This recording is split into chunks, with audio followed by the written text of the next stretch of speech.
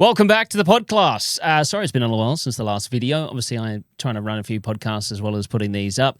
But this video is going to be another editing video. There's going to be quite a few of these because it's what I spend the majority of my time doing is editing podcasts and episodes and trying to build those stories. So we're continuing on from a previous video, editing a gentleman's story who I told a little while ago. You can check out that previous video somewhere here, or maybe I'll put the link in the description of this video.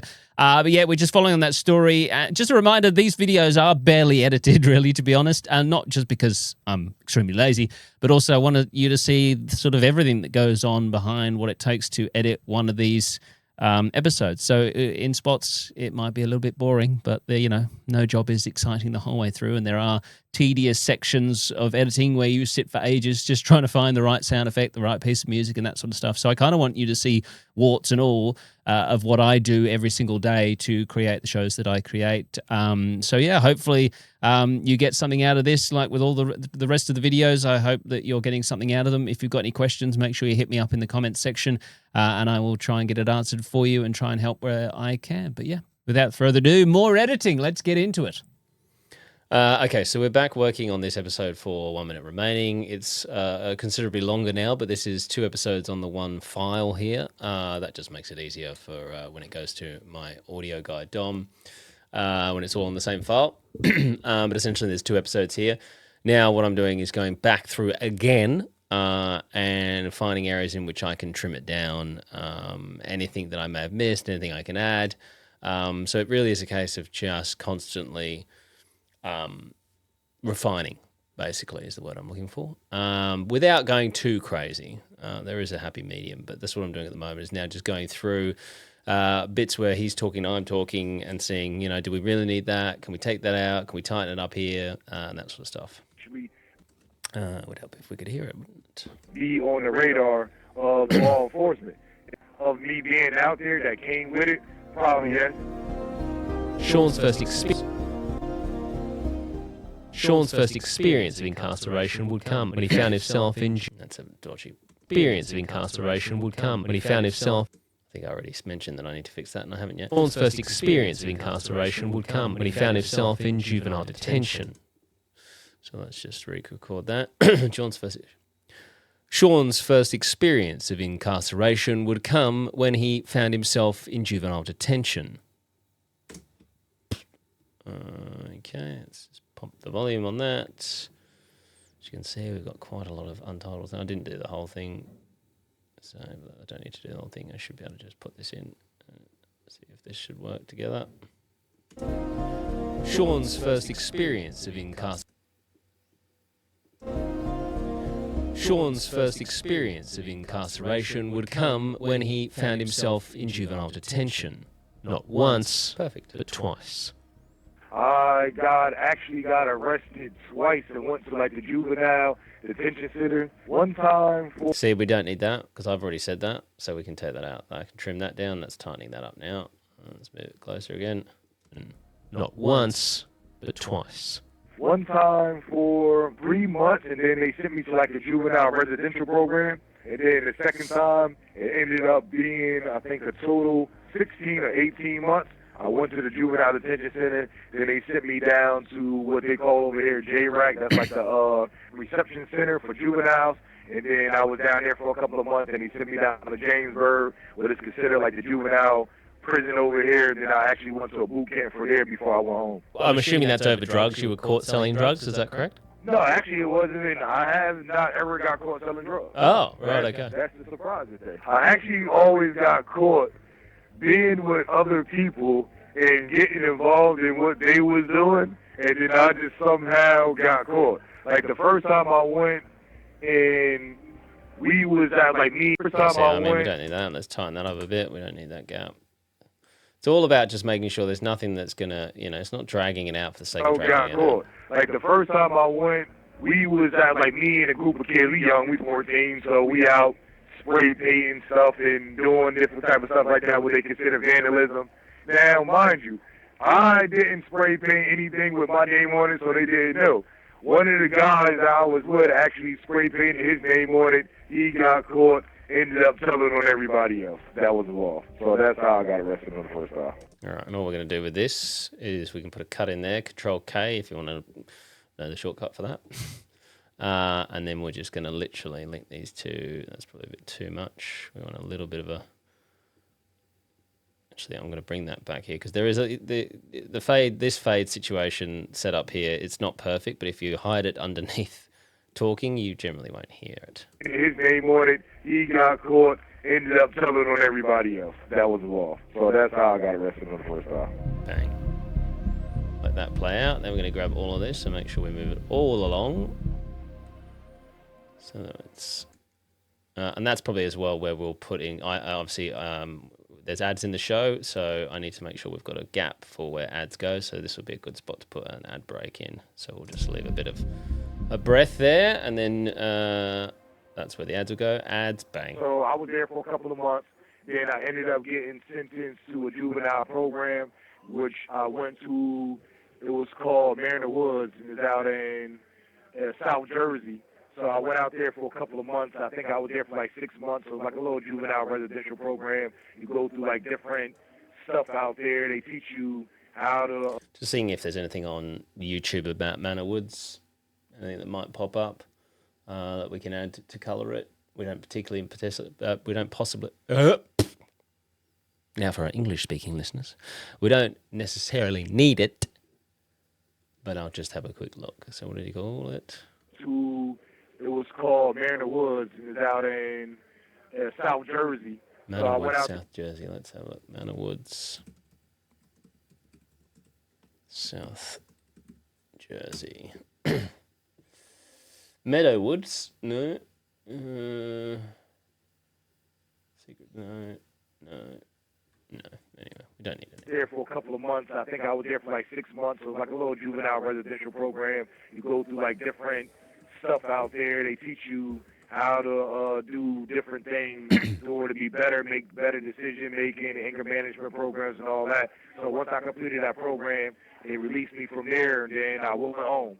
What was your parents' reaction to you being arrested? I never asked them specifically, but I will probably say disappointment, knowing that the gifts that I had when it comes to sports and academically I always succeeded in doing school. I know that regardless of the struggle, they had higher expectations for me. So they never disciplined you themselves over you being arrested? Like your dad didn't come down on you and was like, what are you doing? You're ruining your life. And none of that? Yeah, we had like some little brief conversations, but it wasn't nothing like over the top of it. It's like through visit days and ask me like, yo, you know better, you should be doing better because you can do this in your life, you can do that in your life. So we definitely had them conversations. Sean, now, for the first time in his young life, is locked up in a facility he says, in his own words, was... It's kind of like a little fun camp. He would spend 8 months. See, I like that. Something like that, I like that little... Just a little something, just to break up the narration. He gave a whole description about this place, which was... As I've said before, it's unnecessary for the whole description of it. So just having that little break up words was... It's kind of like a little fun camp. He would spend 8 months in the fun camp, completing the necessary programs they have in place for juveniles.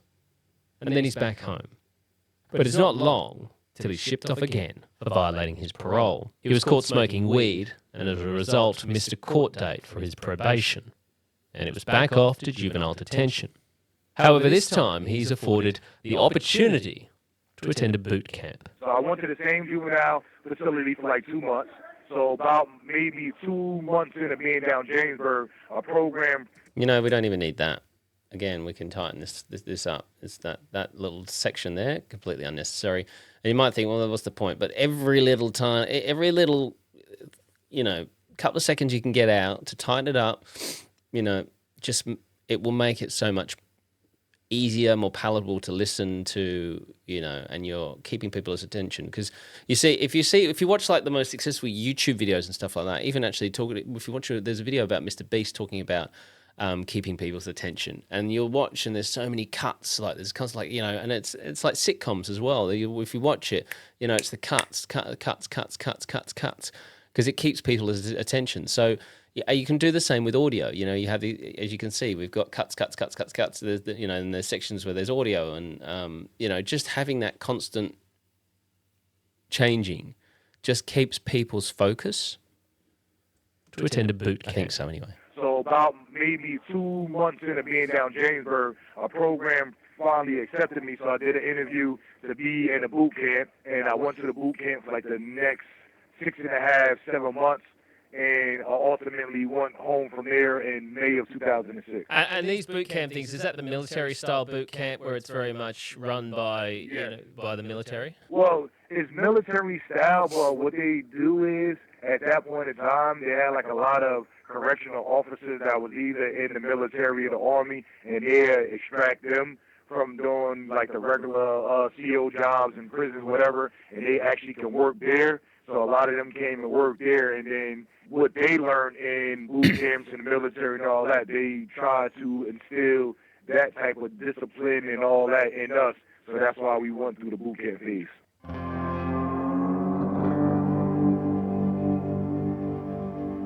Signifying something's coming. The first boot camps appeared in the states of Georgia and Oklahoma around 1983. Boot camps are intended to be less restrictive than prison, but harsher than probation. In most US states, participation in boot camp programs is offered to young first-time offenders in the place of prison terms or probation. The time served can range from 90 to 180 days, which can make up for prison sentences of up to 10 years. My mindset was like, where can I go to get me home quicker? The boot camp, they said, if you go to the boot camp, you guarantee to go home within 6 months. I'm like, yo, Tom, whatever I got to do, I want to go home. In 1995, the US federal government and about 2/3 of the 50 states were operating boot camps. Presently, however, there are no statistics as to how many of these boot camps are operating in the US, although in the year 2000, there was reportedly around 51 of them still open. It's 4 a.m. and the first class of 2014 has arrived at the Miami-Dade County Boot Camp. There are 38 cadets on the bus, ranging in age... So see, I'm always constantly like playing with the levels and stuff like that, which isn't a massive deal for me personally, because I do have Dom, my audio guy, who will make sure that the levels are right. But I still, I do put out these episodes early and ad-free, which I just do, so I'm always constantly just checking the volumes and I'm tweaking and... Age from 16 to 24. They have all pled guilty to a myriad of... State-run boot camps were banned in Florida on the 1st of June in 2006 through legislation signed by Florida Governor Jeb Bush after 14-year-old Martin Lee Anderson died while in a boot camp. Anderson was just 14 when he lost his life back in 2006. He was at the Bay County Sheriff's Juvenile Boot Camp, where he was told to do a mile run. Anderson died as drill instructors beat him and encouraged him to continue physical exercise after he had collapsed. While he was unconscious, guards placed ammonia tablets near his nose in an attempt to revive him, and he suffocated. Anderson attended Bay County Boot Camp in Panama City, Florida. Again, I think these little pauses between the gaps, bringing the music back up a bit so that takes over, again, just gives people a chance to rest their ears, so to speak, so it's not just me constantly talking, and then just like, oh, this guy's still going. And he suffocated. So I am talking, but with these little gaps in here. So, without these breaks, without, the bit from Sean talking about the boot camp or wanting to go home early, without the news grabs in there, it would just be, all of that with just me talking the whole way through and some music underneath my voice, which to me is exhausting to listen to. So just breaking it up, I feel it gives people, that opportunity to relax. Because if you look again at documentaries that are made, TV-style documentaries, they're never just generally on one person talking for a very long extended period of time. Or if they are, then they'll cut to vision. So again, so it's just changing it up. So you're not just staring at someone talking at you for 10 minutes. And a lot of documentaries telling the same story, cutting between different people. Now, if I have an opportunity, I've got an episode coming up very soon where the gentleman's given me so many family members and other people, that he's worked with in the past and that know him, and I'll splice those all in so that when he's telling me about his childhood growing up, I'll have them talking about his childhood growing up. So where, it'll cut in and out between them talking about it, him talking about it. just to break it up. So any opportunity you get just to break something up a little bit, to revive, take it. And he suffocated. Anderson attended Bay County Boot Camp in Panama City, Florida. The Victoria Forge Military Academy in Florida has come under intense scrutiny of its methods. That's bothering me. The Victoria Forge Military... The Victoria Forge Military Academy in Florida. The Victoria Forge Military Academy in Victoria. The Victoria Forge Military... The Victoria Forge Military... What was it? Victoria has come under... The Victoria Forge Military Academy in Florida. The Victoria Forge Military Academy. The Victoria Forge Military Academy. The Victoria Forge Military The Victoria Forge Military Academy. The Victoria Forge Military Academy in Florida. It's better, just flows a bit better. The Victoria Forge Military Academy in Florida. The Victoria Forge Military Academy in Florida. Because anything that can just sort of make people like, what? I feel you just don't want anything that's going to distract people. You know, a slip up can distract people. And again, I'm not saying you have to edit it within an inch of its life, but things like narration should be done right. Florida. Anderson attended Bay County Boot Camp in Panama City, Florida. The Victoria Forge. See how it's just that the Victoria, as if I don't know what I'm about to say next, which I probably didn't. The Victoria Forge Military Academy in Florida. My inflection might be wrong on my latest recording bit. Florida has come under intense... Maybe not too bad. Florida. The Victoria Forge Military Academy in Florida has come under... Okay, sounds weird. Florida. The Victoria Forge Military Academy in Florida has come under intense scrutiny of its methods, which border on physical abuse. The camp's defence is that the parents had signed a contract authorising the use of physical force against their children. Although extremely tough environments, Sean says he actually appreciated it. I say that's one of the times of my life I appreciate it, because it made me think. See, again, I can just probably go, because he's saying he's appreciated it. He's just repeating what I just said. So we're both saying the same thing, so we just go... He actually appreciated it. Because it made me think, and... See how that's cleaner? Like, it's almost like he's finishing my sentence. He actually appreciated it. Because it made me think, and like you do like a lot of team building stuff that they do in the Army and all that stuff. So doing that process and just talking to the people that was overseeing it, because I did like a little drill thing. I actually became like the head person to run the boot camp from our side that was there. So like now, everything was on me as a leader. Like, yo, if you mess up or somebody mess up in one of these platoons, like you the one that got to bear that. So now it's like we had to band together in the same situation. So I actually appreciate it, like just having conversations of what they learned through their experiences being in the military. So that right there was just something I was grateful for, because it started instilling other things into me. Like, okay, I know I didn't grow up like this, but it's more to life than what I know through experience. So that was probably like a transitioning part for me right there. I definitely say that.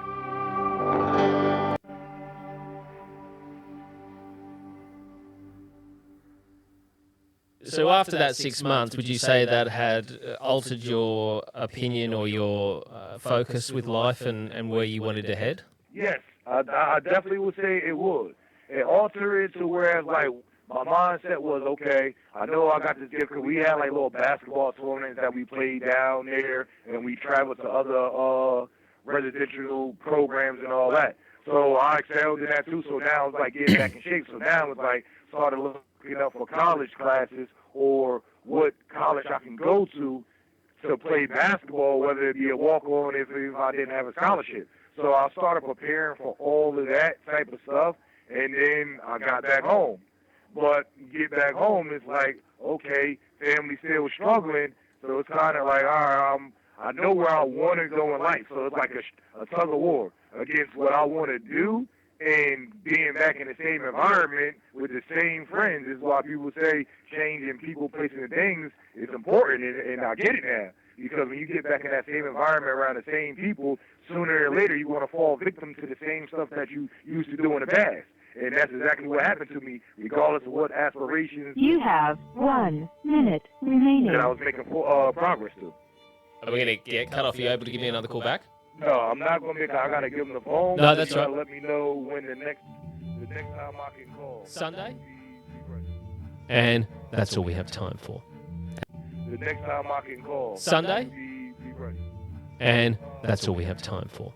However, coming up, Sean's dangerous lifestyle suddenly hits a little too close to home. Somebody came and shot up my mother's house, my father's house. And one of the bullets actually hit me in the middle of my head. Ricocheted through the window, came in, hit me in my head. And he and I have a serious discussion around guns and his decision to carry one. I mean, I come from a country where this sort of thing doesn't really happen that often. We don't have the gun situation that America does. And, you know, I think a lot of people listening to this who are not in America would just hear you say, you know, we got into one argument, he shot at me, I shot back, and then we got into another argument and shooting started again. I mean, it sounds very much like the Wild West. Next time on 1 Minute Remaining. All right, great. Perfect. So I think that's our episode done there. That can go off. And now, let's just tidy this up. Audio and sound design by Jack Lawrence and Dom Evans of Earsay. Okay, episode 1, done. Right, let's listen to episode 2 now. Hello, and welcome back to 1 Minute Remaining. My name is Jack Lawrence, the host and creator. I always start the show exactly the same way too. Something I picked up from someone who does a YouTube channel, very successful YouTube channel. They start the show exactly the same way every single time. I don't know why. Show. Today is part 2 of the story Familiarity, of Sean maybe? Robert Johnson, sentenced to 60 years for murder and attempted murder. It's a crime, he says, was in self-defense. Hey, what's going on, Jack? How are you, Mr. Johnston? No, I'm good. Chilling. Starting the second episode exactly the way that he and I started our next phone call. I just think it's a nice way to do that, so everyone feels like they're there with you. Actually, you know, this call is happening now. He's just called. I'm saying hello, and away we go. Hey, what's going on, Jack? How are you, Mr. Johnston? No, I'm good. Chilling another day. Just another day in the DOC. Yeah, another day. It's Sunday, but you know, good, productive day. Went to church this morning. Did a speech I had to do for Black History Month, so that came out good. Other than that, just been chilling outside of my work that I also like adding a little bit of, which sounds weird, a little bit of mundaneness to it. As in, this is just the guys in prison. He had church today, did a speech, you know, just a bit of normalcy, but not normalcy. Is normalcy a word? Anyway, you know, like we just have generic days where we're not doing much and we just, you know, went to church or, you know, we went and did shopping or something like that. And these guys have exactly the same experience. They have just generic things that they do on certain days. So I just like to add those in just to show that, you know, these people are just like us, really, just, you know, in prison. I'm doing here. What do you do in the facility? Do like a little garbage jobs on the compound I'm on. Like me and a couple people, we go around and just pick up all the trash. Yep. After everybody get done with all the units and just take it outside and dump it. Gives you more time out of your cell? Yeah, it do. Like if you don't really have a job here or go to any programs or anything, then you mainly locked in majority of the time. At least probably like 22 hours out of the day. Which leaves a lot of idle time for others. And I think that's like looking at this now from an interview perspective, you know, asking the right questions or asking questions that, you know, may seem mundane. Like, I mean, I simply just, how are you going? How are you? It's not a question. It's not an interview question. It's just I'm generically asking how you are. And in some cases, it's led to some really interesting responses, you know. Especially if we're talking to people who are incarcerated, you know, they may have had a situation where the prison's gone into lockdown, which happens on a fair amount of occasion. And I always hit record from the start. It's not like I sort of don't hit record. I wait until I say, okay, all right, let's jump into it. Record that record button, even when I'm just interviewing, whoever I'm interviewing. It doesn't have to be a prisoner, anyone. That record button is going from the moment that I sit down in this chair before I even open Zoom. because you just never know what's going to happen, what conversation's going to take place. And if you haven't hit record, you don't get that back again. You can always say, oh, can we, I just want to hit record. Can we have that conversation again? It's never the same the second time round. So just hit record and do not stop recording until such time as either the Zoom closes, the phone line goes down, or whatever. Just have it recording all the time, because you just never know what you're going to get. And that's what I do with these guys. As soon as they call me, that phone is like I'm capturing everything. Because you just never know what's coming. Stuff that you probably don't want to get involved in. Yeah, absolutely. That's how it is. You know, I just continue just to push forward, try to focus on anything that I'm trying to accomplish, stay away from all the distractions.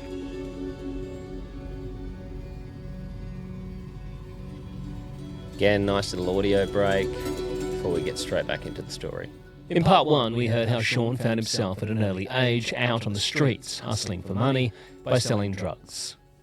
Combating what he said was the... Now, recaps. Recaps, you can, if you're following a story along, recaps are helpful. But be mindful that there could be people that are listening to these episodes one after the other. So you don't need to go into a full detailed, replay of what happened. Unless it's a complicated story, then you might want to just do, hey, how about let's just do a quick recap of where we're at. Now, I've had that on occasions because I've covered some very confusing stories, some very confusing situations. And I have gone, all right, we're going to do a quick recap here. But I'll also say, hey, if you don't need the recap, you can fast forward to 2 minutes and 30 seconds and we'll get back into the story. I've done that as well. So then people go, oh, thank God for that. Okay, and then they can just jump forward because they're like, I know what's going on. I'm not confused. So give them that option, or just give them a nice short recap. Off at an early age, out on the streets, hustling for money by selling drugs. Combating what he said was the constant battle of living under the poverty line, trying to help provide and give himself a better life. Of course, there are many that give no weight to this particular argument of selling drugs to survive. Many who say that just because you come from a certain area and that you may be poor does not mean you need to turn to a life of crime or selling drugs. You have choices. Sean and I spoke about this. We should touch on the subject of, the selling of narcotics, because there's plenty of people in the world that take the opinion of, well, you made your choices. See, now, okay, so again, with this section with the narration, so I could have just taken the narration out and started with me going, so let's talk about, the subject of narcotics. But I feel it's better to bring the audience in, because there will be people listening going, this guy, I've got no sympathy for him. He's selling drugs. So what? He was poor. We've all been poor. People have been poor. There's plenty of poor people. Not everyone turns to drugs. So I feel like setting that up with the narration, bring those people in, and they go, so they'll be in their car going, absolutely, I don't have any sympathy for him. And then we roll into me talking about that kind of. And you didn't have to go down the route that you went down, selling narcotics, which destroys lives, and those sorts of debates that are constantly had. What would your response be to people who had that mindset of, well, essentially you made your bed line it? Oh yeah, well I'm saying everybody. And also, the way you set these questions up when you're talking to someone is very important, because the last thing you want to do is upset them or put them offside. Which is why I come from the standpoint of, hey, there'll be people who believe this particular viewpoint of what you were involved in, what you did. There are people out there that have this, because they know there's plenty of those people. But if you were to say, what you were doing, it destroys lives. You're out there selling drugs, you're killing people. People are addicted to these things, and they're dying on the streets. And do you have no care? I mean, like, you didn't have to do that. Like, what was the need to do that? You could have actually worked hard and got a proper job. And if I'm doing that, I'm just attacking this guy. The relationship between myself and that person just diminishes and is destroyed. Especially with what I'm doing, a lot of people say, oh, this person's obviously lying. Why don't you call them out on this? And blah, blah, blah. It's like, if I start attacking these people and calling them out and saying, you're talking shit, how long do you think I'm going to have a show for? How long do you think people are going to want to talk to me for? I have people that I speak to who are obviously lying to me, and I get that, and I know that, but I don't call them out. I don't say you're a liar, because you know what? Their story is very interesting, and their story is not over. There is still plenty of story to be told, and I want to come back and revisit that. And also, the prison system is, although huge in America, it's a very like everyone seems to sort of eventually know each other or meet people. I've had someone say, "Oh, I was incarcerated with this person who you spoke to," blah blah blah. Can you imagine, like, it would go around like wildfire? Don't talk to this bloke from Australia because he's just out there to badmouth you and all the rest of it. So relationship building with the person you're interviewing is very important. I try and make my interviews, and I know we've gone through interviews, but I try and make my interviews more conversational and less question and answer, question and answer, question and answer, question and answer. Like I mean, there's really no prep I can do for these interviews unless it's been a big story in the news and I can get some idea of what's been said. So I'm literally, in a lot of these interviews, flying blind. I have no idea about the case, about the person, about their history, which I like because I'm just probing, because I'm asking questions that I'm interested in. It's like being on a first date. You know, where'd you grow up? Oh, you know, how many siblings have you got? What was life like growing up? What school did you go to? You know, all these questions that might seem mundane, but when you're talking to people who are in prison and who have come from the backgrounds they've come from, those stories can be fascinating. You know, I've spoken to a lady whose father was an abusive human being and ended up trying to have her and her mother killed from in prison. He tried to hire a hitman, you know, so there's insane stories. And no, you're not always going to find those people, but it goes with anyone you're talking to. You know, it is about disarming them, about, you know, this is just a chat between us, getting them relaxed so that they talk. If you want to, you know, see, I've already said this again, but if you want to see an expert at work, Howard Stern, in disarming people when it comes to interviews. Everybody's entitled to their opinion, so I don't ever fault anybody for having their opinion one way or another. And I always set these up with these chats as well with these people, saying, look, I never want you to feel like I'm attacking you or saying anything, you know, or accusing you of anything, but obviously I have an audience out there that have opinions, and if I don't ask certain questions, then they'll be like, why didn't you ask that? And, you know, what are you hiding? And all the rest of it. So, you know, forgive me if I ask something that it sounds like it's accusatory. It's never meant to be that way. I'm just, you know, trying to make sure we cover all bases. And literally 100% of the time, they're like, oh, no, that's fine. I don't think you're being accused. You ask me whatever you want to ask me. So, you know, it's about building a relationship with the person you're talking to. But I also look at it that a person can't sit here and say, oh, well, a person shouldn't have did this or a person shouldn't have did that if you never walked in their shoes. If you never grew up in an urban community, which we call the hood or anything, or ever been through the type of struggle or poverty, anything like that, it's easy for anybody on the outside looking in and say, oh, yeah, well, you shouldn't be out selling drugs, this, that, and the third. Well, that's an ends to a mean. That majority of people that I know, including myself, you do it to try to survive, to make sure that you have what you had. And the one thing I look at it, like even since I've been in prison, they came out with the series Breaking Bad, right? And this dude was sitting here through the whole series of Breaking Bad selling meth to make sure that he provided for his daughter. And it's one of the most watched series ever in history. So my whole thing is like... What I would love to do there is put in a grab of Breaking Bad, but you can't. Like, most people can't sit here and say, yo, I watched that show, and I get it, but then you can't relate to somebody else that do it when it's really the actual day-to-day life of experiences. It's no different from it. Everybody have their own reason of why they go sell drugs or people that's out there. So this whole thing is on the long side, but I don't mind it, so I'm going to let it run. When you never walked in that person's shoes. Out in the hood each day, hustling for money. But of course, he's not the only one. Where there's drugs, there is money. But where there's money and drugs, there's violence and guns. Boom. Okay, so I did grab I did get some extra news grabs, thinking I feel like we need some actuality from where he lived. And this is where I'm going to use those, everybody. So I'm going to put these in. In drugs, there's violence and guns. 43. That's the number of shootings in Asbury Park. Okay.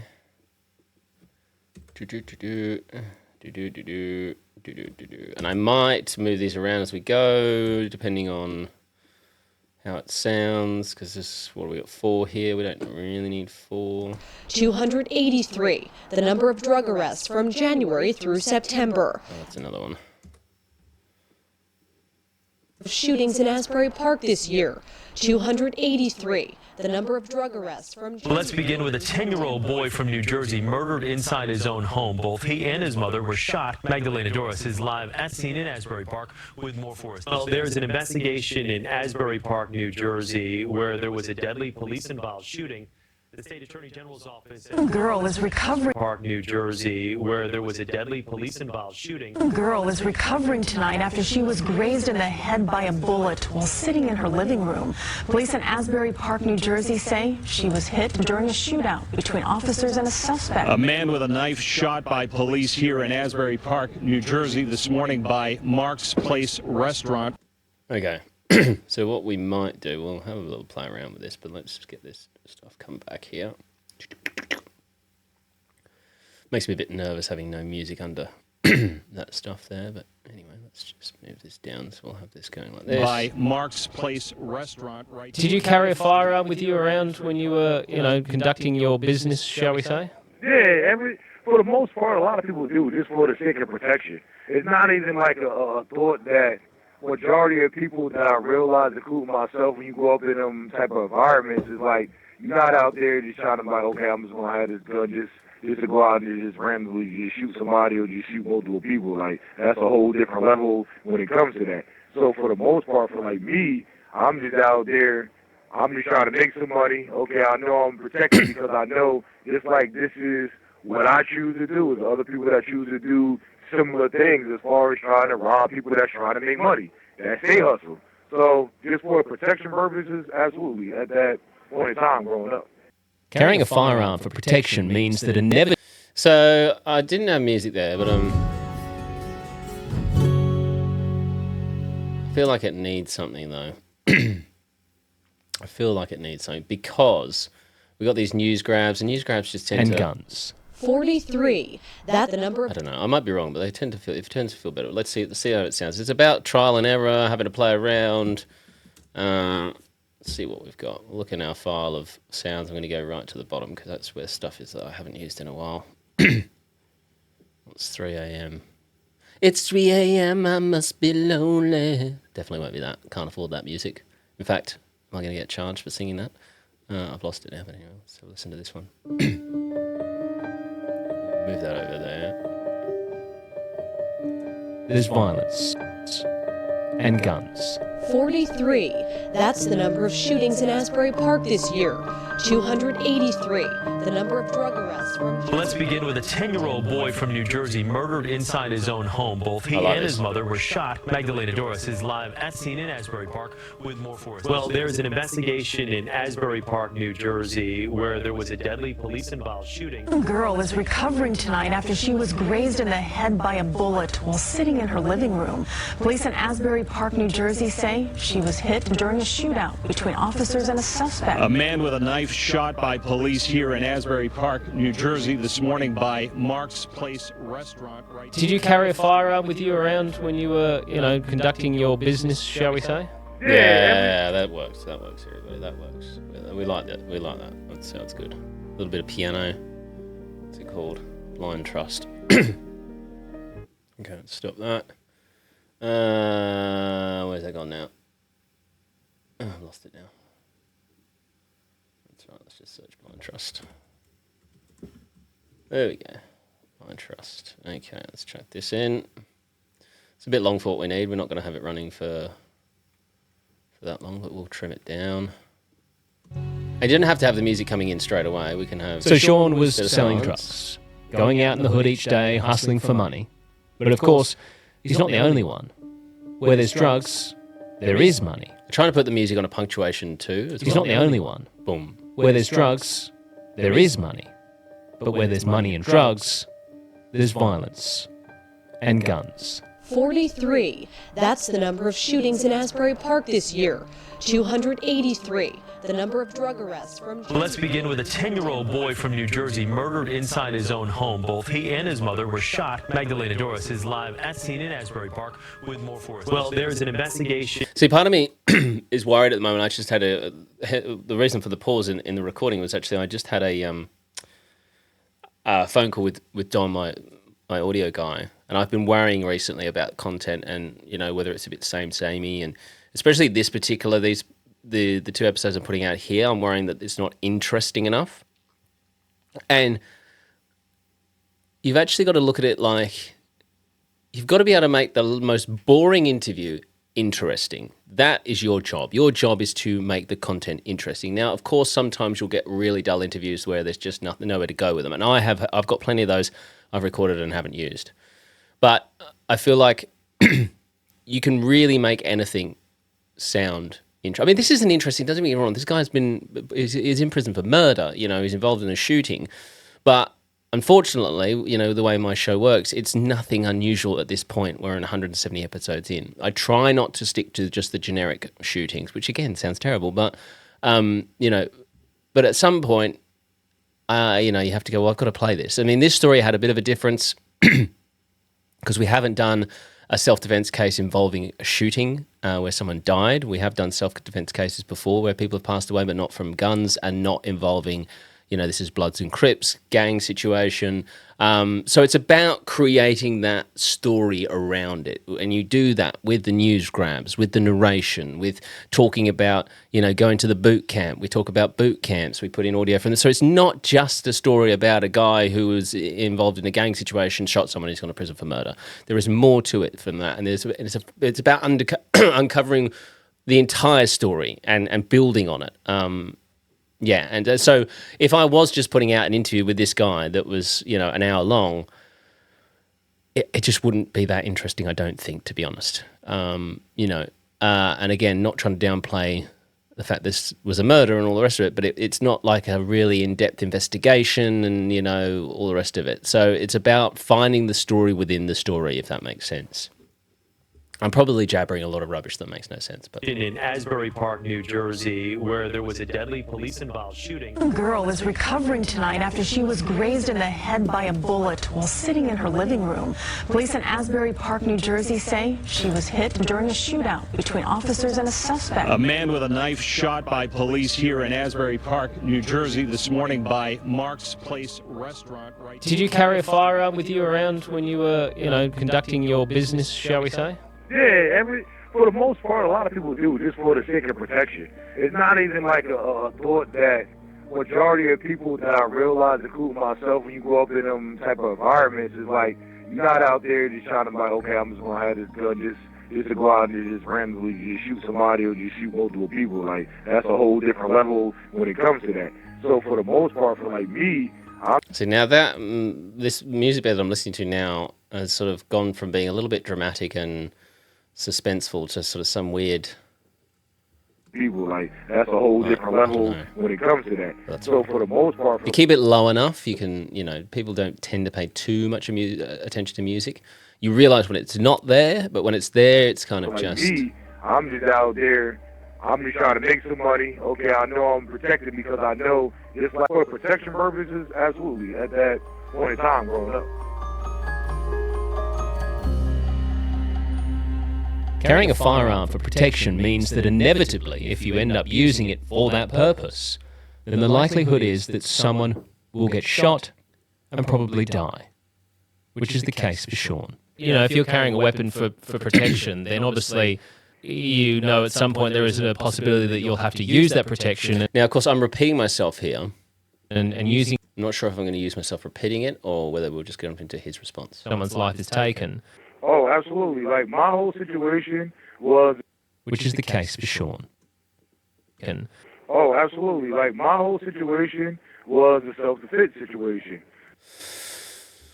The reason I'm questioning whether or not to keep this part in, I know I'm doubling up on what I'm saying, but I want people to also hear that I'm asking him, not tough questions, so to speak, but just sort of saying, look, you were carrying a weapon, so you must have realized at some point you may have to use this weapon and you could end up killing someone. So I want the audience to know that I'm asking those questions, which, I don't know if I'm making sense, but, some respects when we talk about, things that aren't so serious, it's a case of, we don't need to say the same thing twice. But with this particular scenario, I feel like it's important to have me in there, because a lot of time with my show, I think people can get to the point where it's just like, oh, he's just, He's never asking these people any tough questions or never calling them out. And as I said, I don't want to technically call them out harsh, but I still want to show that I'm going, you know what? You did have a gun, Sean. Like, you must have realised that at some point you could have ended up in this situation.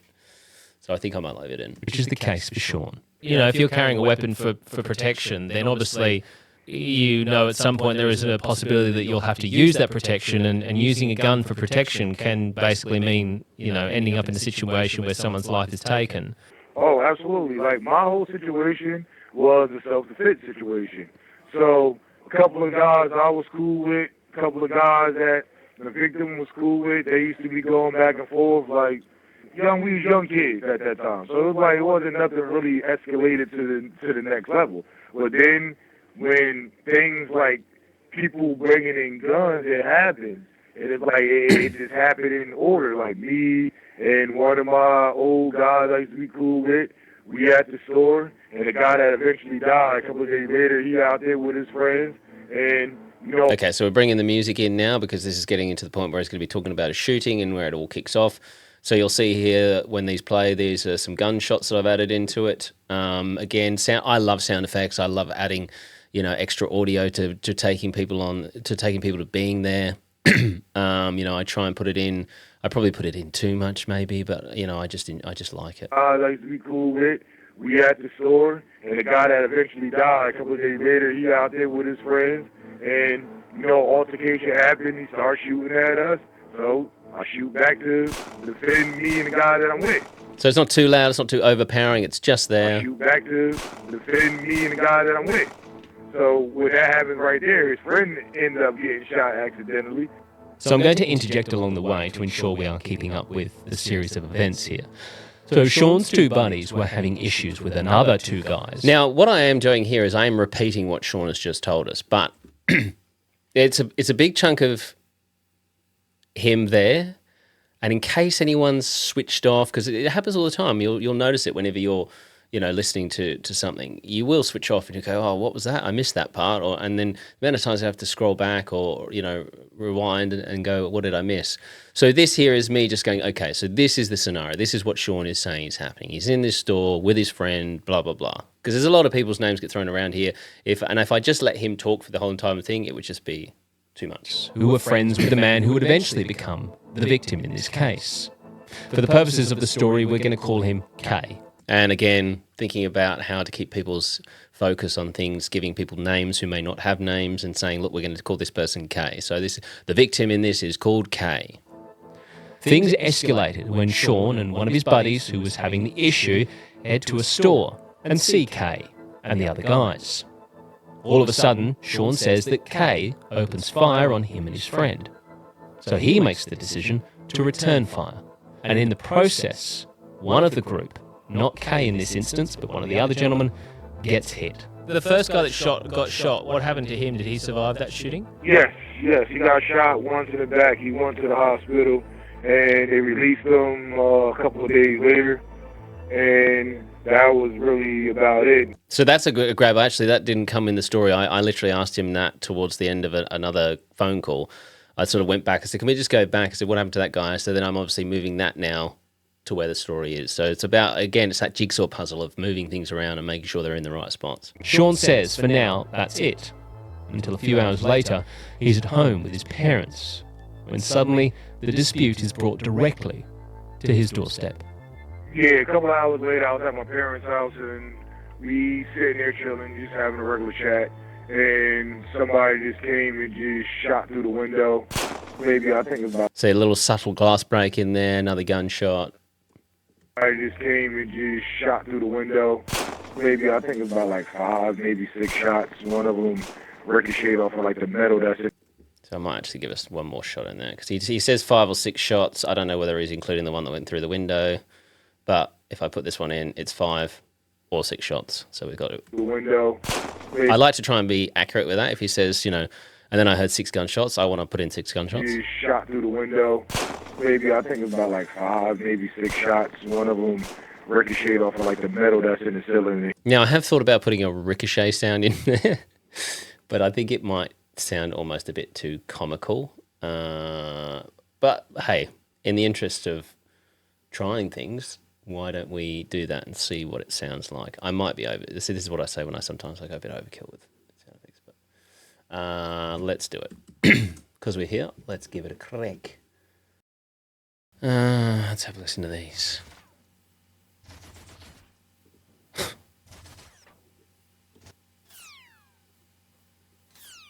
No.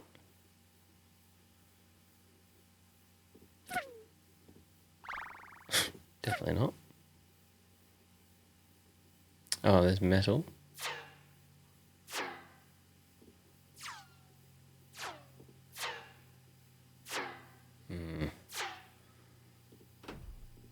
Oh, that's not bad. Although it's a wall, it's not metal.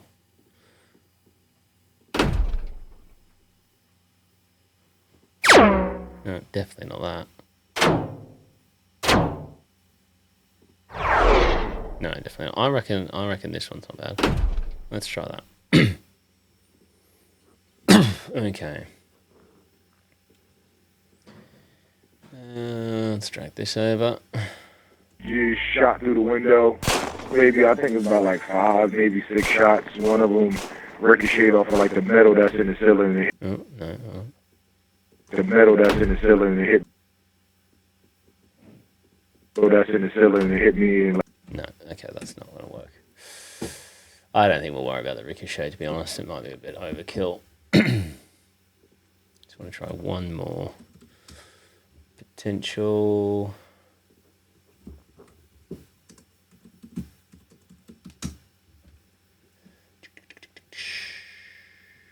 Oh.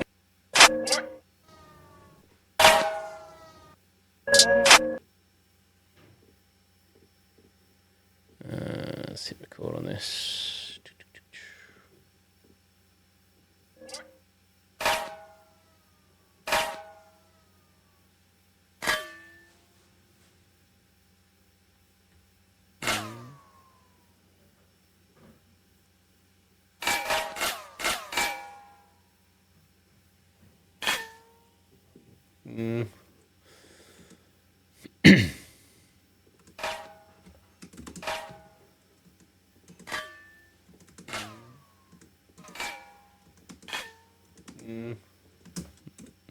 My weird noise.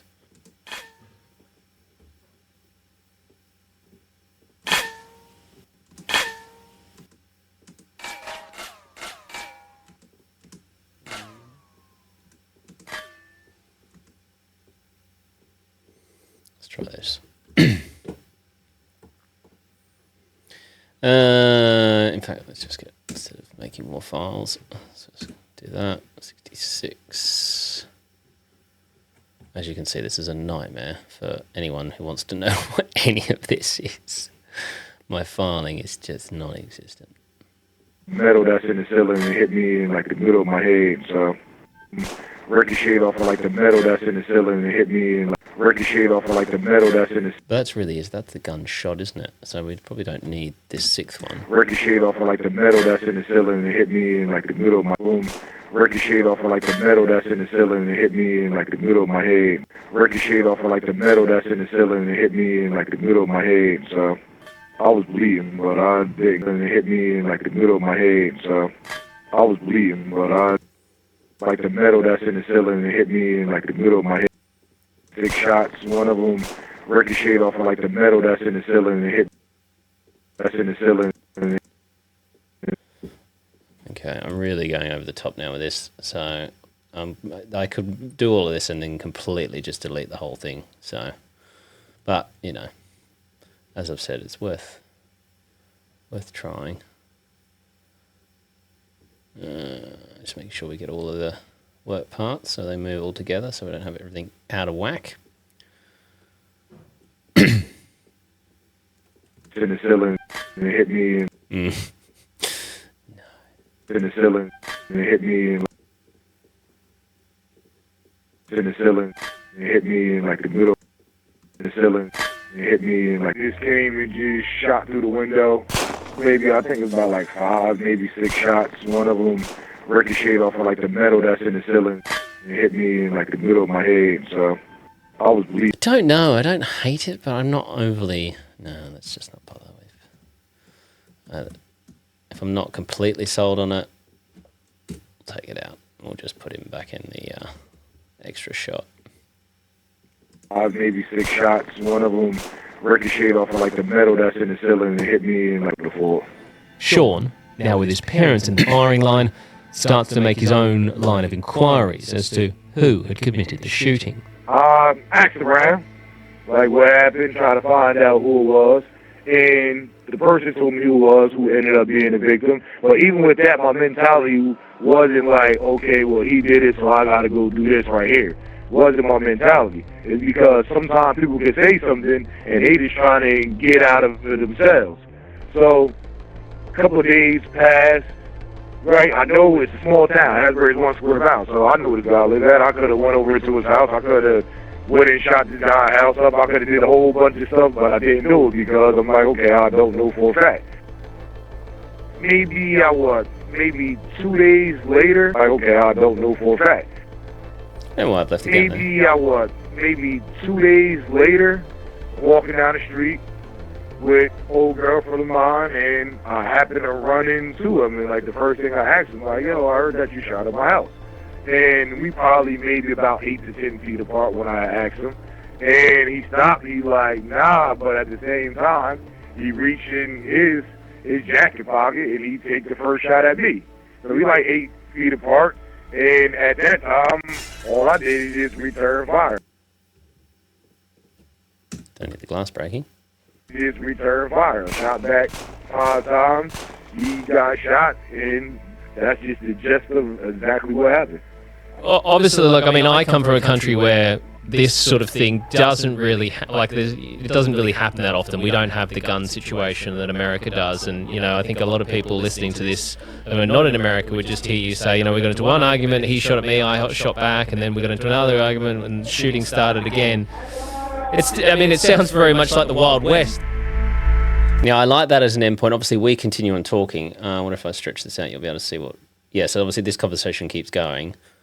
It's like the Wild West. Is that sort of thing just a common occurrence from your area? Yeah, growing up. So we could keep that just running as that is, you know. But I like the fact that this gives us an opportunity now to stop down and, like I said, change tact, give the audience something new to listen to. You know, we're talking about shooting back and forward. It's insane. You know, for the majority of my audience that listen to the show, that is just not normal. So let's talk about the elephant in the room, which is guns in America. I mean, it sounds very much like the Wild West. This will probably be a spot for an ad break too as well, giving myself a spot here to stop down. Ads will play, and then we come back and we're going to start talking about gun violence because of 2 reasons. Number 1, because of the fact that the content is all about guns. Number 2, I know it's a touchy subject. It'll get people fired up. Even though I take the stance of, hey, I'm not saying that you should or shouldn't have guns, but hey, this is some of the stats. A well-regulated militia being necessary to the security of a free state. The right of the people to keep and bear arms shall not be infringed. These are the words of the Second Amendment, written into the US Constitution on December the 15th, 1791. See, again, with me, I don't have to come in explaining anything. I can just start talking. I don't have to go. So we all know about the Second Amendment, and this is what it says. I literally just start by, I'm just going to read the Second Amendment, and then I'll tell you what that was. These are the words of the Second Amendment, written into the US Constitution on December the 15th, 1791, when the weapon of choice was a flintlock musket, allowing 1 shot at a time. Again, actuality of a flintlock musket shooting. Because this is what I want to do, is I want to hammer home the difference in, like, you know, when this first came in, you know, as a thing, you had a musket. This is what it sounded like, and this is how many shots you could get off in a minute. A well-trained infantryman could load and fire 4 rounds per minute. These days, one of the top-selling pistols in America is a Glock G19. It'll set you back around $400 and can attain a fire rate of up to 600 rounds per minute. Sounds like a machine gun, but that is genuinely a handgun that is on automatic fire. So what I'm doing here again is like, I'm trying to set the scene. I was thinking about writing about, we're going to be talking about guns and the argument about the Second Amendment, and then, obviously people who are anti-guns say, well, this came in such a long time ago. So I'm hammering home that point, when this actually came in. And I Googled what was the number one gun when this came out, and that's the musket. Okay, well, how quickly could that get rounds off? Googled that information, put that into the narration, and then was like, okay, well, now we're 2024. What gun can you get? What's the most popular gun you can buy in America? How many shots a minute? So really sort of, building that story, taking people on this journey. It's going to create tension. It's going to create anger from, especially American people, some Australians as well who want guns. And I know that. That's kind of the point in it. Now, before I get people emailing me about guns and what's right and what's wrong, please don't. I'm getting this information from armedassaultfandom.com, so take it up with them. And just preempting the fact that I know I'm going to get people that are not happy with this. As I record this, we are closing in on around 200 episodes, and I have yet to discuss the issue of guns in America. Why? Well, to be completely frank, I believe it to be utterly pointless. Nothing I would say is going to change anyone's minds about owning guns. All it would serve to do is cause arguments and anger. And seeing as I don't live in America, the astronomical figures of gun deaths don't directly affect me. I don't have to worry about my children going to school and possibly being shot while in their classroom. So I know what I'm doing there. I'm kind of saying something that's slightly inflammatory, but not. I'm saying, oh, it doesn't affect me. I don't have to worry about my kids going to school and getting shot. People are like, ah. However, this discussion with Sean really brings home just how willing some people, yes, I will say some people, are to casually exchange gunfire. And then back to our friend, Sean. Is that sort of thing just... And you hear that conversation then continues on. So we stopped that conversation to have that little stop down, and then the conversation rolls back straight into where we left it off. Is that sort of thing just a common occurrence from your area? Yeah, growing up in any hood, if you talk to majority of people, whether it's from my town or other states, I've heard this a few times before, so we don't have to keep listening to that. You might be coming trying to shoot you. Now I'm just going to hammer home a little bit more about gun violence. Trying to shoot you. We're still staying on that same path. A little bit more dramatic music now. We have all heard the figures before, but it's almost unbelievable when you read that Americans are 26 times more likely to be shot and killed than others in high-income countries. Every day, 327 people are shot in the United States, and on average, 117 of them will die. Of that number, 23 are minors. However, gun violence is, of course, a complex issue, and one we will not fix on this show, simply because it is so ingrained in the United States culture, and even more so in the gang and street culture, of which Sean was part of. So, yeah, after the shooting, I left, ran, and a couple of days later, I ended up going to Pittsburgh. So I'm out in Pittsburgh, collecting my thoughts on everything. So I'm actually trying to sit here and think about the next thing, because my whole mindset is okay, I grew up in the streets and I know how everything played out. Hear from older people growing up. We've of course dealt with cases of self-defense before in the past, however, none involving a firearm, and never in New Jersey. So, firstly, let's for a minute just ignore the fact that the firearm used was an illegal one, because Sean's not arguing that it wasn't. I'm going to assume, and this may be a bad assumption. And again, I've asked him this, and much later down the track, I was like, there's things pop into my head because I don't remember everything, and I'll go, the firearm. I'm assuming that wasn't a legal firearm. So I'm now using that, putting that back in here now as a little break up again. It's just a short little stop down to have him reiterate that the gun was not a legal gun, because Sean's not arguing that it wasn't. I'm going to assume, and this may be a bad assumption, but I'm going to assume that the firearm that you had wasn't a registered one and you didn't have some sort of license to carry a firearm. No, you were 100% right with that. You were 100% right. Let's take a look at the laws around self-defense, and more importantly... 100% right. Let's take a look at the laws around self-defense, and more importantly, in this case, the use of deadly force in the state of New Jersey. The law in New Jersey says that the use of deadly force may be justified only to defend against force or the threat of force of nearly equal severity, and is not justifiable unless the defendant reasonably believes that such force is necessary to protect himself/herself against death or serious bodily harm. In New Jersey, they are actually quite restrictive on the views of using deadly force to defend yourself. In many other states, they may not indict you for this crime, but in New Jersey, it's quite different. And if you use deadly force, you're more than likely going to end up in court in front of a jury.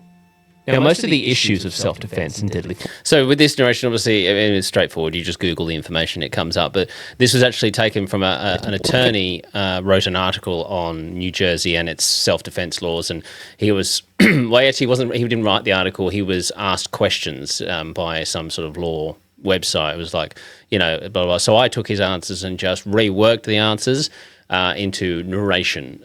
So that's how I came up with this. And, you know, it's not about reinventing the wheel. You know, you can pick little bits and pieces. You don't completely rip off someone's work. But, you know, this was an interview done with an attorney, and he's told you basically the laws around narration. So I'm not stealing anything from him. I'm literally just taking, you know, the facts of the New Jersey system and how it works and turning it to narration. So don't, you know, people, I think, you know, you can spend far too much time killing yourself over these things when you don't need to. There is so much information and content out there that, you know, as I'm saying, you don't just rip someone's work off, but, you know, you can reword things and rework things and take bits from here and bits from there and bits from here and mold them into something new. Or this crime, but in New Jersey it's quite different. And if you use deadly force, you're more than likely going to end up in court in front of a jury. Now, most of the issues of self-defense and deadly force are directed towards homeowners, Joe Public defending their homes when someone breaks in. But when in public, deadly force would only be permitted if you felt that you or someone you were with were in immediate danger of severe injury or death. Of course, Sean says that the other person fired first, so he can say that he did indeed fear for his life. And this argument may have been one the police would have looked upon more seriously if the scenario... I kind of like the idea of after this... First, so he can say that he did indeed fear for his life. Bang, putting a cut there and just going back to where Sean was telling us about what happened. Where are you? Right, I know it's a small town. Asbury's one square mile, so this stuff, but I didn't do it because I'm like, I did is return fire. So we like 8 feet apart, and at that time, all I did is return fire. At the same time, he reached in his, and he stopped, he like... So let's get this again. And he stopped, he like, nah, but at the same time, he reached in his... Hold on. He reached in his jacket pocket, and he take the first shot at me. So we like 8 feet apart, and at that time, all I did is return fire. Shot back 5 times. He got shot, and that's just the gist of exactly what happened. Okay, let's grab that. Let's copy that. Let's go back up here. Let's see if that works. Because that gives us that break in the narration. A little bit of... Sean says that the other person fired first, so he can say that he did indeed fear for his life. Bang. For his life. He reached in his jacket pocket, and he take the first shot at me. So we like 8 feet apart, and at that time, shot at me. Don't need the 8 feet apart again. Let's trim that out. Whoops. Shot at me, and at that time, all I did is return fire. Shot back 5 times. He got shot, and that's just the gist of exactly what happened. Return fire. Shot. Okay, I think we just said it. Return fire. Return fire. Let's get rid of that, so we don't need too much of it. And then let's bring all this back again. So as you can see, it's just the case of just jigsaw puzzle, playing around, seeing what works, seeing what doesn't work. First, so... Listening back to things and going, is this going for too long without a break? Do we need something in here? He can say that he did indeed fear for his life. He reached in his jacket pocket, and he take the first shot at me. And at that time, all I did is return fire. And this argument may have been one the police would have looked upon more seriously if the scenario was a member of the public being shot at by some lunatic with a gun. In Sean's case, he's using an unregistered firearm. These are drug dealers shooting at each other in the hood. So in a state that's already very strict on these rules, they're less likely to want to hear your cries of self-defense. So I'm out in PA for maybe a week, and then I got arrested by the marshals. The marshals came and arrested me. They took me to one of the Fed buildings. I'm just going to go to this. The marshals. Let's just go from the marshals took me and arrested me. Of self-defense. The marshals came Excuse and my arrested dog. me. See, always dealing with these situations wherever you are. So, you know, I have them as well. Fence. The marshals came and arrested me. They took me to one of the Fed buildings for questioning. They had arrested me and my ex-girlfriend I was with at that time, because we were both out there together. They take us to the Fed building, so they asked us some questioning. We in there probably like for an hour. I'm probably like, I'm like, I don't know what you're talking about. But after an hour, I'm like, you know what? Just told them what happened. Like, yeah, it was a self-defense case. This is what happened. The guy shot at me. I shot back at him. He got shot 5 times, and that's what it was. And then they brought up the attempted murder case, and I was explaining, like, it's the same guy, like, because they already heard the rumors about it, but I'm like, yeah, it was a self-defense case. Somebody shooting at me. I'm going to shoot back at them. Like, that was my mindset. They took that down right there, and then they ended up sending me to the Allegheny County Jail. Okay, we'll let that play out. Sean pleads his case to the officers, but it does him no good, and he's off to jail, where he gets the opportunity to speak with a public defender, who he says agrees that this case is indeed self-defense. Oh, let's tidy this up a bit. Let's get rid of that so we don't hear anything coming in. Self-defense. I'm not a and it's not. And again, don't be afraid of silence. Don't be afraid of leaving gaps, leaving breaths. You know, because I could have that butted right up against there, so we go straight from me talking straight into that. But just give it time, give it breath, let it breathe. Self-defense. I'm not a lawyer, and I don't claim to sort of know in depth about the law. But you know, in that situation, is it sort of a thing that everyone believes that if you're shot at, even whether you've got a license to carry a firearm or not, that you're well within your rights to shoot back, and that, you know, you can claim self-defense? Yeah, well, once I got to the county, I started reading case law, and then I talked to my lawyer about it, because, like, the first couple of times that we sat down and talked, and he asked me what happened, so I told him. So he like, all right, well, our defense is self-defense. So I'm like, yeah, ain't no such thing as self-defense in Jersey. He's like, yo, I don't know who told you that, but I didn't practice law for like the last 30 years. It's a self-defense law. So he actually brought me in the paperwork to show me everything that was required to prove the self-defense. And that was just our defense the whole way going up into trial, even through trial. I'm not lying. I'm telling the truth. The person shot at me. I shot back at them. Okay, they unfortunately died. That's the bad thing about it. But according to the law, that I have a right to defend myself or defend somebody else that I'm with if I use the same force that somebody uses against me. Did they offer you a plea deal at any stage? My first plea deal was 50 years. They offered me 50 years, and then like maybe a month before my trial, they offered me an 18 with an 85%. What did you think your best case scenario would be if you did go to trial on the self-defense? Were you hoping for a straight acquittal or a manslaughter charge maybe? Or yeah, I was looking at like with the evidence and the testimony that once we was going over things. So this is quite long here. This section here, this bit here. What are we looking at here? This is from what?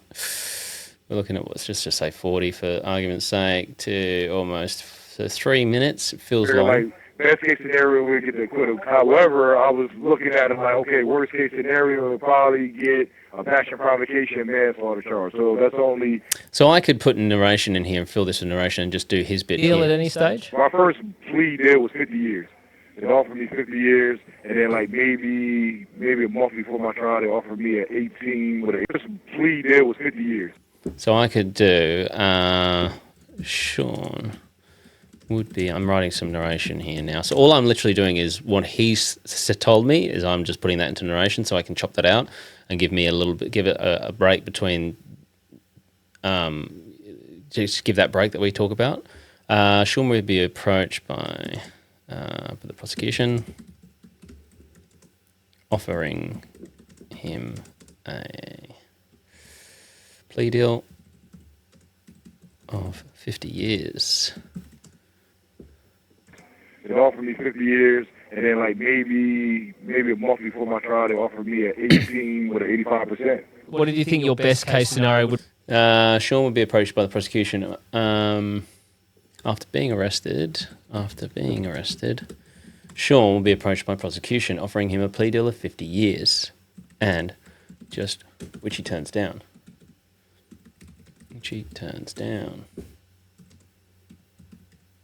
But they would come back again, just 1 month before his trial, to offer him 18 years with an 85, meaning he would have to serve a minimum of 85% of that 18 years before he would be eligible for parole. Which again, he turns down. Bang. And then we'll go to... Scenario would be if you did go to trial on the self-defense. Were you hoping for a straight acquittal or a man's... Okay, so let's quickly record that. F2. Yes, I'm calling this something for a change. After being arrested, Sean would be approached by prosecutors. After being arrested, Sean would be approached by the prosecution, offering him a plea deal of 50 years. Which he turns down. But they would come back again. Just 1 month before his trial, they offer him 18 years with an 85, meaning he would have to serve a minimum of 85% of the 18 years before he would be eligible for parole, which again, he turns down. Okay. After being arrested, Sean would be approached by the prosecution, offering him a plea deal of 50 years. I just didn't like the way I pronounced that. Of 50 years. A bit quick. 50 years. 50. Sean would be approached by the prosecution, offering him a plea deal. 50. Oh, no, that's not right. Of 50 years. Of 50 years, which he turns down. They would come back again. But they would... Little breath there. But they would come back again. Just 1 month before his trial, they offer him 18 years with an 85, meaning he would have to serve a minimum of 85% of the 18 years before he would be eligible for parole. Okay. So instead of having this all just going... Unfortunately died. That's the bad thing about it, but according to the law, that I have a right to defend myself or defend somebody else that I'm with if I use the same force that somebody uses against me. After being arrested, Sean would be approached by the prosecution, offering him a plea deal of 50 years, which he turns down. But they would come back again. With an 85%. What did you think your best case scenario would be if you did go to trial on the self-defense? Were you hoping for a straight... I'll move this across here. Somebody else that I'm with if I use the same force that somebody uses against me. After being arrested, Sean would be approached by the prosecution, offering him a plea deal of 50 years, which he turns down. But they would come back again. Just 1 month before his trial, they offer him 18 years with an 85, meaning he would have to serve a minimum of 85% of the 18 years before he would be eligible for parole, which again, he turns down. What did you think your best case scenario would be if you did go to trial on the self-defense? Were you hoping for a straight acquittal or a manslaughter charge maybe, or... Yeah, I was looking at it like with the evidence and the testimony that once we was going over things, I figured like best case scenario we get the acquittal. However, I was looking at it like, okay, worst case scenario we'll probably get a passion provocation and manslaughter charge. So that's only no more than a 10 with an 85 at worst case scenario. And did you think about going back to them when they came to you with the 18 and 85 and saying, what about a 1085? Or you were just going, no, we're going to fight this? We actually asked them. They were like, nah, because it's a high-profile case, can't go that low. But I'm like, it ain't even about the high profile. We just like, it's the facts of what happened. It was like, it's a self-defense case. So if they'd offer you the 10 with the 85, you would have taken it? Yes, I would have took it. Okay, now we go to the trial. So that's better, I think. It's got a bit of narration in there to cut that piece up. We've got music now. But they don't. And so it's off to trial. With no actual evidence of the crime taking place itself, the only thing that this case would rely on was eyewitness accounts. The prosecution would call a few witnesses, some of which were the victim's friends. Sean tells me these friends not only had different accounts of what actually happened that day, but they all said they didn't actually witness the shooting in its entirety. The main witnesses for the prosecution would be two women that were outside their house when the shooting happened. Sean says their testimony was what the prosecution focused on, and it was to do with the number of shots that they heard fired. They made a statement right after it happened, said that, okay, we heard 5 shots of somebody got shot. Now, he got shot 5 times. So they try to hang it on the fact like, okay, well, if they only heard 5 shots and he only got shot 5 times, then it's impossible for it to be self-defense because he couldn't got a shot off. However, the thing about that is that they not going to say is that these same 2 witnesses described the shooter in the type of gun of everything that the victim had. Everything that he was wearing, along with the same type of gun that he had, they described that as the shooter. Same height, same description, everything. So from a jury's perspective, when you're hearing someone claiming a self-defense in a shooting case, you know the victim has been shot and hit 5 times, and a witness says they only heard 5 shots. It's very unlikely that you're going to believe this was self-defense. You know, there will be people that listen to that and say, well, in a self-defense situation, 5 shots seems excessive. And again, this is another situation where I asked him this completely randomly somewhere else, and I'm just slotting it in here at this point. So again, jigsaw puzzle. This was self-defense. You know, there will be people that listen to that and say, well, in a self-defense situation, 5 shots seems excessive. I would say that that's a person's opinion. When you go by the law and you actually break down the law, it says as long as a person uses equal force which was used against them, you have a right to respond in whatever way that you responded. When you in that type of situation, it's either your life going to be taken, unfortunately, or somebody else, unfortunately. And on top of that, the prosecution are playing a strong angle of a Bloods and Crips rivalry. But Sean says this had nothing to do with gang affiliation. They try to tie it in gang-related based on affiliation. So they try to say, okay, because they had me associated with the Bloods, they would try to say, no, he was nothing. Right, okay. With the Bloods? Okay, so you were of a reasonable standing within that group? Yeah, I would say that. And how long have you been affiliated with them? That has, along the way, it go rogues, and some people turn into something else that it was never meant to be. And how long did the jury deliberate for on this one? Probably like a total of maybe like 6 to 8 hours. What's going through your mind as you're in that courtroom and the jury's about to read the verdict? Well, the longer that they take it, I was kind of like, okay, the longer I said it really didn't even care because it doesn't matter. At that point, you sentence to 50 years, 6 years, all the same thing. Got sentenced maybe 2 months later. Going through the sentencing phase, they asked me that I want to say anything. I'm like, nah, I don't want to say anything. Because at that point, I think the rest of this is fine now. No point, right? They did everything they was going to do, so I'm like, I'm not even worried about how much time they're going to give me. Yeah. So I started focusing on that. Me and my lawyer, we just talked about it. He put all the paperwork in, and by the time I got down to prison, when I went through the reception union, which is Craft over here, and actually got here to New Jersey State Prison, I got the paperwork in the mail that everything was filed, a different part of it as of today.